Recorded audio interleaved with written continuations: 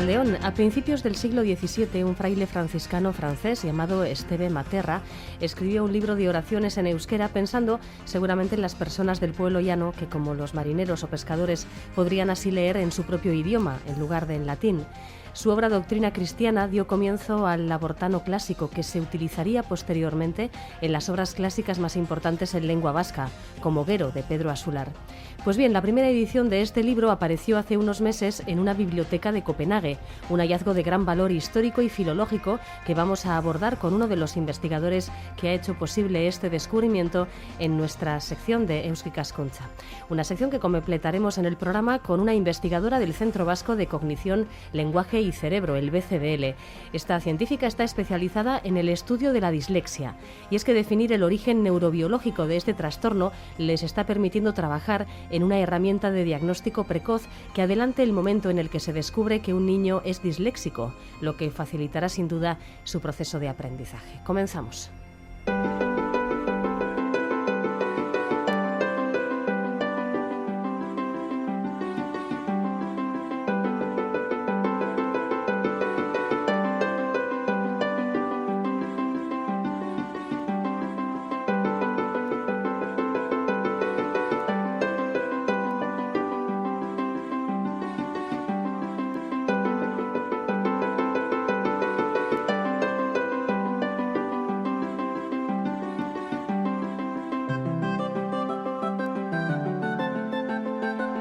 El pasado febrero se dio a conocer un importante descubrimiento bibliográfico, la primera edición de una de las obras más antiguas impresas en lengua vasca, Doctrina Cristiana, del franciscano Esteve Materra, publicada en 1617.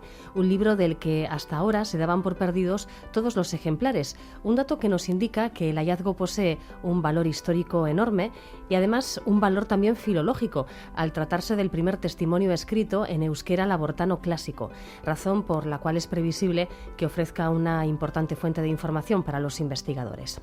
El hallazgo del libro de Materra se produjo en la Biblioteca Real de Dinamarca, en Copenhague, gracias al trabajo de un grupo de jóvenes filólogos vinculados a la Universidad del País Vasco, con uno de los cuales vamos a charlar hoy en compañía de Juan Aguirre. Arratsaldeón, Juan. Arratsaldeón, Eva. Sí, porque se da la circunstancia que nuestro invitado de hoy, además de ser filólogo vinculado a la UPV, es socio de Euskadi Ikaskuntza y miembro de Asiti Bi Elkartea, una asociación creada hace un par de años por jóvenes doctorandos en Filología y Lingüística en la Facultad de Letras de la UPV, y es además docente de la Universidad Pública de Navarra.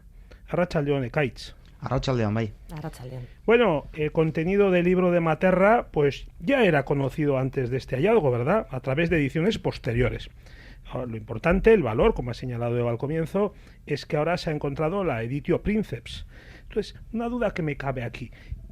¿Tan importantes son las diferencias existentes entre esta primera edición de 1617 y la que ahora ha aparecido, y la segunda, que de la cual ya se disponían ejemplares, de 1623, al punto que esto pueda considerarse una novedad, así, en términos filológicos?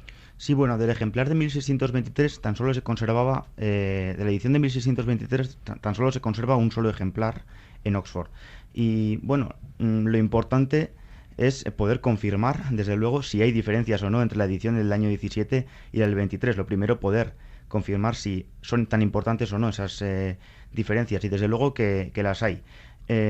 Sabíamos que la edición del año 1623 estaba basada en la primera, pero no sabíamos hasta qué punto o en qué aspectos, ¿no? Ahora sí que hemos podido comprobar que hay diferencias, por ejemplo, pues en la grafía, ¿no? En la manera, en la escritura que se eligió para escribir el euskera en la primera edición, y en la segunda también en algunos aspectos morfológicos como en el verbo o en el orden de los elementos, en la disposición general del libro.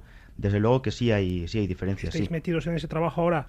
Sí, ahora estamos haciendo esa comparación y bueno, hemos podido disfrutar, por ejemplo, de un pequeño prólogo escrito por el vicario general que falta, o mejor, más que faltar, está escrito diferente en la segunda edición.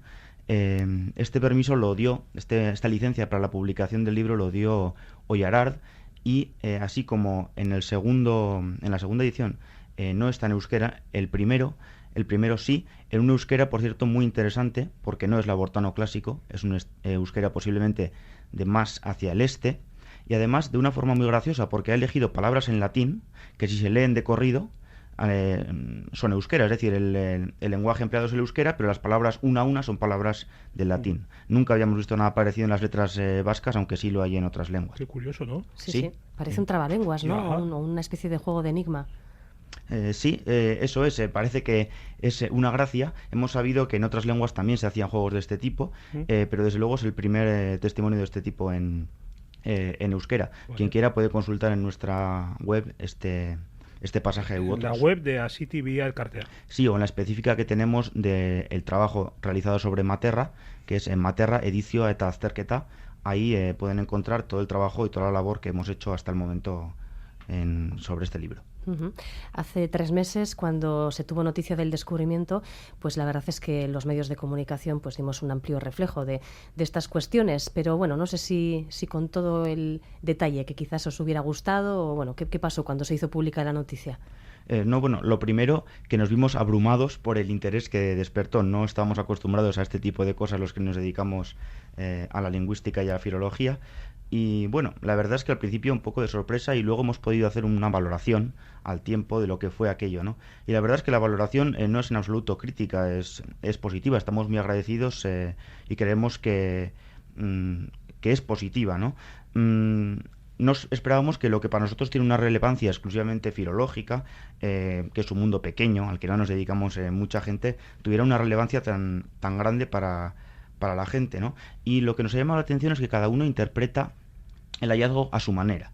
Para nosotros el aspecto lingüístico era el importante, pero hay quien ha destacado pues el carácter político de ese libro en aquella época, que fue un autor que aprendió euskera más tarde, sobre el aprendizaje de las lenguas, la situación sociolingüística de Lapurdi en aquel año, si eso no es patrimonio vasco, dónde debe conservarse, en fin, se ha generado un pequeño debate, si bien no creemos que sea mucha gente la que luego se ha animado a leer el libro, que no deja de ser una doctrina cristiana, ¿no? Pero bueno, sí que está bien dar a conocer qué labor hacemos nosotros y que la gente, bueno, busque en Internet, tal vez sea la primera vez que consulta en Internet o mira un libro antiguo. Bueno, está bien que cada uno le saque el jugo a su manera.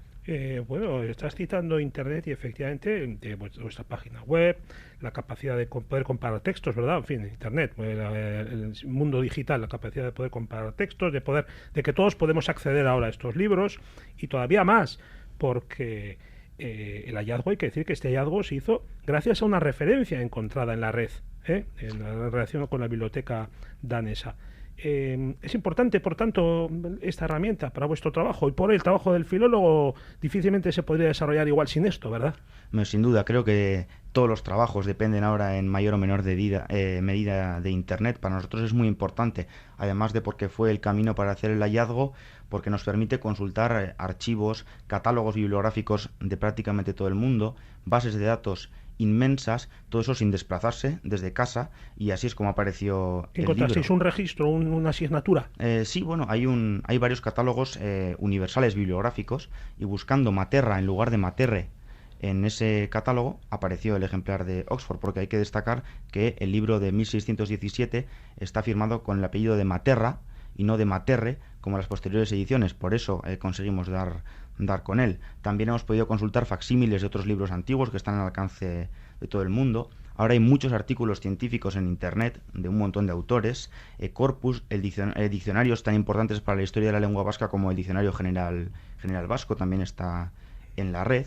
En fin, es para nosotros muy importante poder acceder a la información por esa vía. Y hay también otra faceta, y es que nosotros mismos, al ser un grupo bastante numeroso y difícil de reunir, trabajamos mucho por Internet. Gran parte de esta edición de este texto se está llevando a cabo desde la distancia. Oye, aprovecho precisamente, Eva, si me permites. Sí. Así TV, el Cartea, ¿cuántos sois? Y luego, ya de paso, ya te lo formulo y contestas. Y que cuando ya os doctoréis, ¿abandonéis la asociación o tenéis un afán de continuidad posteriormente? No, ahora mismo somos 9 miembros, pero no, en absoluto. Ha coincidido que todos somos doctorandos, y lo que ha coincidido también es que nos hemos juntado un gran número de doctorandos que nos dedicamos a la historia de la lengua vasca. Por lo tanto, lo que pretende esta asociación es aglutinar a esa gente que empieza en este campo, que termina sus estudios de filología, que se anima a hacer una tesis, pero bueno, en absoluto echamos a nadie cuando se doctora, ni mucho menos. Esa gente aporta también una sabiduría a la gente que viene detrás. Se trata un poco de conocernos todos, de poder aportarnos cosas mutuamente. Es una sociedad abierta. Así tibia venía en castellano, diríamos, como de tal palo tal astilla o algo así, ¿no? Sí, literalmente es, bueno, de la semilla el fruto, ¿no? Pero es la manera en euskera de decir de tal palo tal astilla, ¿no? Lo que había antes, pues bueno, viene lo que hay después. Volvemos a Esteve Materra, que por cierto, no hemos explicado, sí que has comentado que aprendió euskera ya en la edad adulta, pero es que ni siquiera era vasco, vamos, que se sabe de Esteve Materra, de este franciscano francés.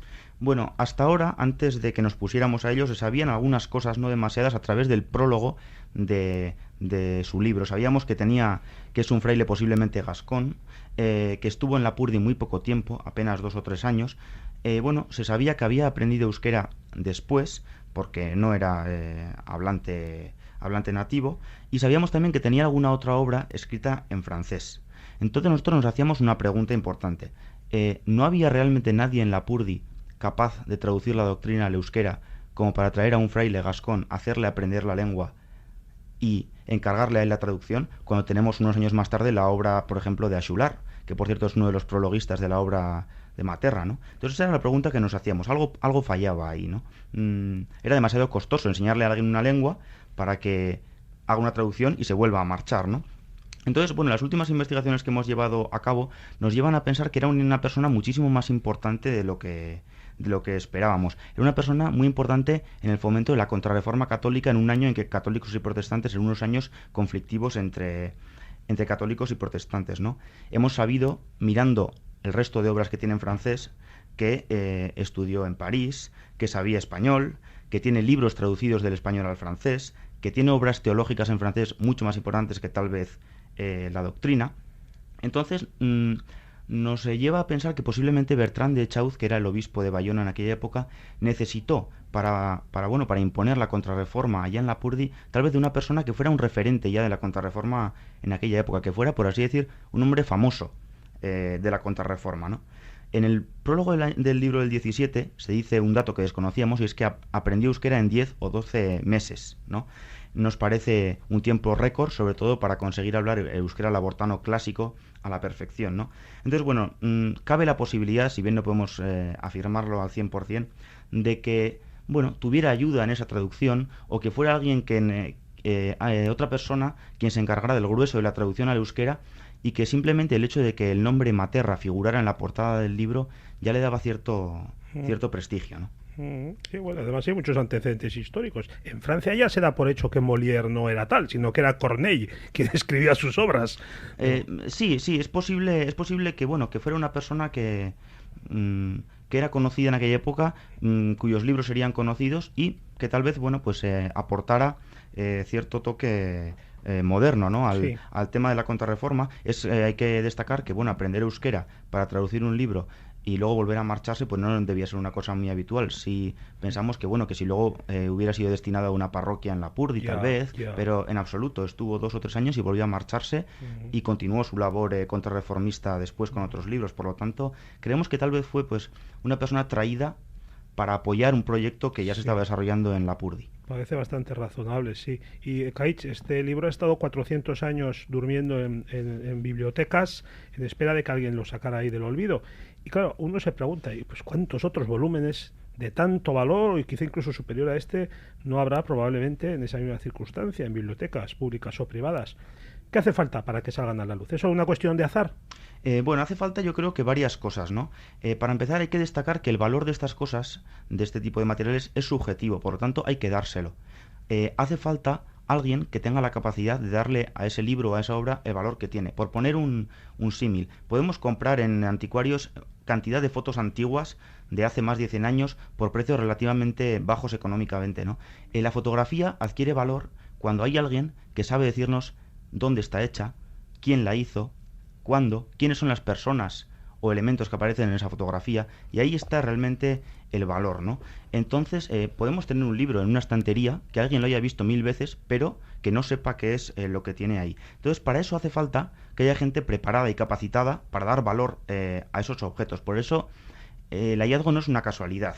ahí hay que destacar que hay una red de filólogos y lingüistas muy preparados, una trayectoria universitaria normalmente vinculada a la UPV o al grupo Iker de Bayona o a la UPNA aquí en Navarra, que tenía una trayectoria, es decir, hay una inversión para que haya gente preparada para dar a conocer estos hallazgos como se merecen, ¿no? Entonces, si esas obras están en manos privadas, la labor que deberíamos hacer es que esos dueños sepan lo que tienen en sus casas, en sus manos, y para eso este tipo de difusión mediática pues ha venido muy bien. Ha habido gente que nos ha escrito diciéndonos, bueno, yo tengo libros, algún libro antiguo en euskera y lo conocéis, ¿qué es, no? Ha habido gente que se ha interesado por eso y nos ha escrito y contándonos, bueno, pues qué tienen en casa, ¿no? Por si había alguna cosa desconocida o de gran valor. Y luego, si el libro está en manos públicas, pues lo que habría que hacer seguramente es lo que ha hecho la Biblioteca de Copenhague, que es ponerlo en un catálogo internacional y sobre todo tener una filosofía muy abierta.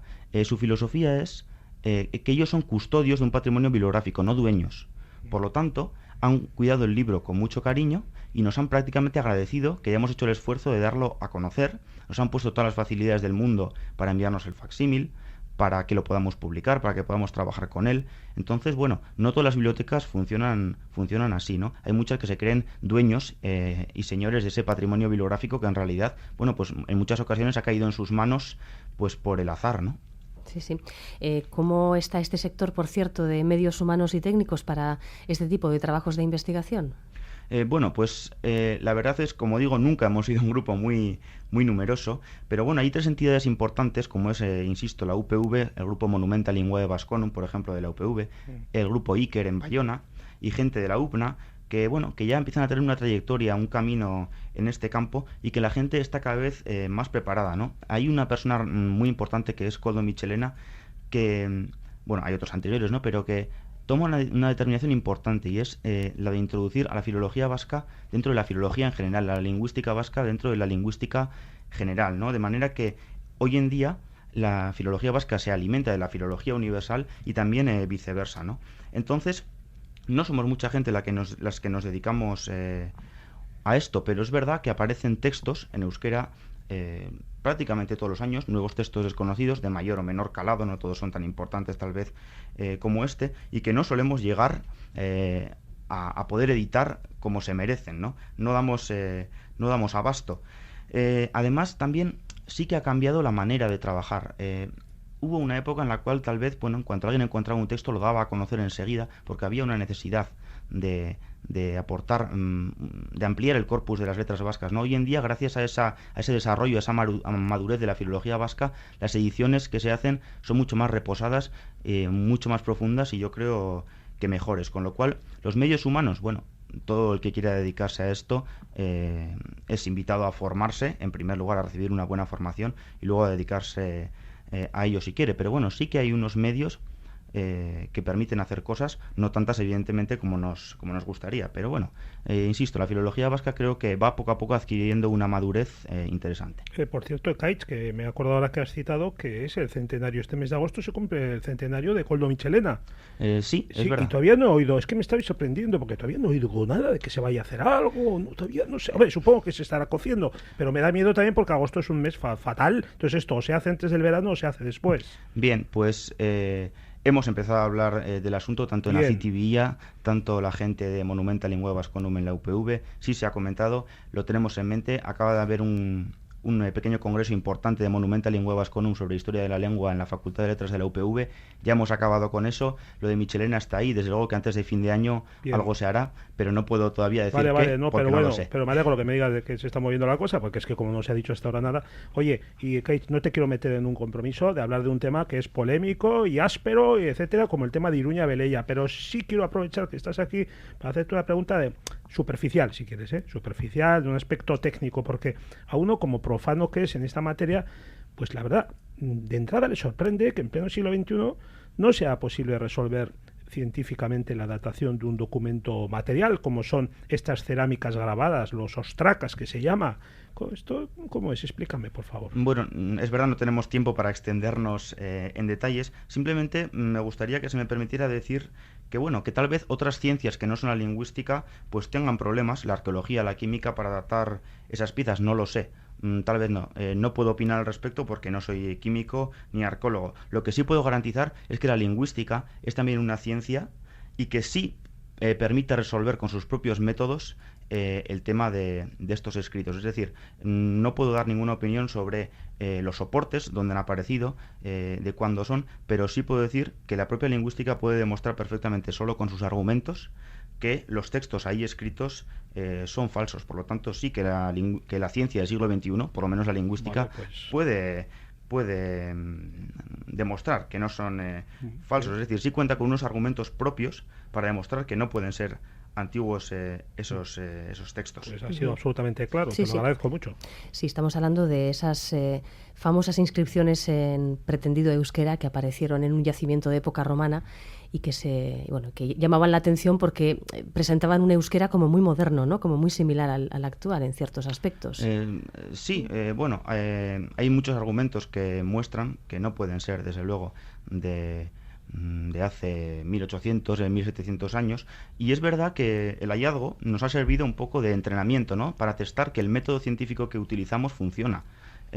Cuando aparecen cosas así, pues dedicas un tiempo, no es mi caso, no soy yo el que se ha dedicado a eso, pero se dedica un tiempo a aplicar el método científico sobre cosas, a ver qué tal funciona. Entonces es verdad que nos ha venido bien como entrenamiento para confirmar que el método funciona. Se ha aprendido mucho, ¿no? Pero una vez que el método creo que ha funcionado bastante bien y ha demostrado que los textos no pueden ser de esa época, insisto, no opino sobre los soportes, hemos pasado a otras cosas. No tenemos mucho trabajo como para insistir en el tema, ¿no? Creo que, ha servido, insisto, para que la lingüística avance de cierto modo, para que el método mejore, y ya hasta a partir de ahí, pues ahora mismo estamos en otras cosas. Sí, sí. Se cruza además la lingüística con otras ciencias en investigaciones, por ejemplo, sobre genética de poblaciones concretamente, cuando se analizan antiguos linajes y antiguas migraciones en el Neolítico, incluso en el Paleolítico, y todo ello se entremezcla y se combina con los conocimientos que tenemos sobre la distribución de los idiomas.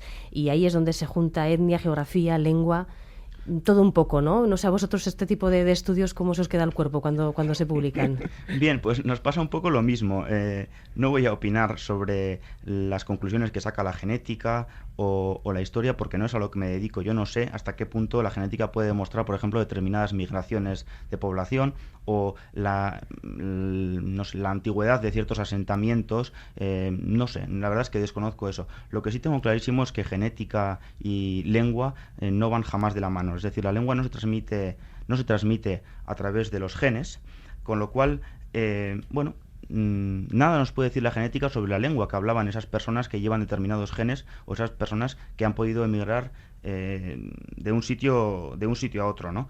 Las lenguas se pueden transmitir de manera horizontal también, no solo de padres a hijos, sino de hijos a padres, entre hermanos, entre conocidos. Es decir, los genes nunca van asociados a la lengua. Por ponerles un ejemplo que tal vez sea inverso, ¿no? Imaginemos que encontramos una tribu amazónica que habla portugués, tal vez ha perdido una lengua propia, y no tenemos ningún dato histórico sobre la manera en que esa gente aprendió portugués. Supongamos que no sabemos que los portugueses estuvieron allá. ¿Y qué relación sociocultural tendría esa tribu amazónica o qué relación genética tendría esa tribu amazónica con los habitantes de Portugal? Simplemente comparten una lengua. Es decir, no podemos asociar lengua y cultura y ni siquiera genes. Lo mismo pasa con gente que puede tener genes más o menos localizados en esta zona, si es que eso es posible de demostrar, y que simplemente lleva hablando inglés mucho tiempo porque lleva viviendo en Estados Unidos muchas generaciones. Es decir, solo la historia externa puede explicar ese tipo de cosas. Desde luego, genes y lengua poco tienen que ver. Sí, sí. Bueno, pues si quitamos todas estas cuestiones y nos basamos solo en cuestiones lingüísticas, no sé, Mekaitz, algún día se conocerá el origen del euskera, porque difícilmente nos va a aparecer otro libro oculto en alguna biblioteca que nos desvele el misterio, ¿no? Esa ya es la pregunta total, es la pregunta Armagedón, Mekaitz. Sí, porque cae como una bomba, me imagino, ¿no? Sí, jamás habrá un libro que nos explique el origen de ninguna lengua, evidentemente. Creo que tardaremos en saber el origen de la lengua porque, entre otras cosas, nos interesa bastante poco a los que nos estamos dedicando a esto. No sé por qué se considera desconocido el origen del euskera y no, por ejemplo, el del castellano, porque si cogemos el castellano y empezamos a retrotraernos a fechas pasadas, llegaríamos al latín, de ahí llegaríamos al indoeuropeo, al protoindoeuropeo, cuidado, no deja de ser todo una misma lengua que ha ido variando a lo largo del tiempo. Y antes del protoindoeuropeo, ¿qué? Es decir, cuanto más antiguo es el castellano, más difuso es su origen. Es decir, tampoco conocemos en realidad el origen del castellano. Por supuesto, tampoco el del euskera.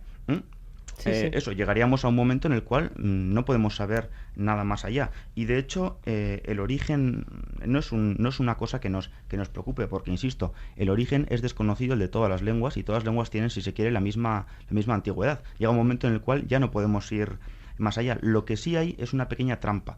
Es que llamamos al castellano de hace 2000 años latín, o al de hace 5000 indoeuropeo, y seguimos llamando euskera al euskera de hace 2000 años o al de hace 5000. Eso es una pequeña trampa porque parece, o lo que quiere demostrar, que el euskera no ha cambiado en absoluto en los últimos 2000 años. Es decir, que hace 2000 años el euskera era exactamente igual que el de ahora. Y no, ha cambiado tanto o más que el castellano cuando era latino, cuando era indoeuropeo. Es decir, todas las lenguas cambian y todas tienen un origen desconocido. Por eso mismo no es ocupación ni preocupación de la lingüística histórica conocer el origen de las lenguas, sino su historia.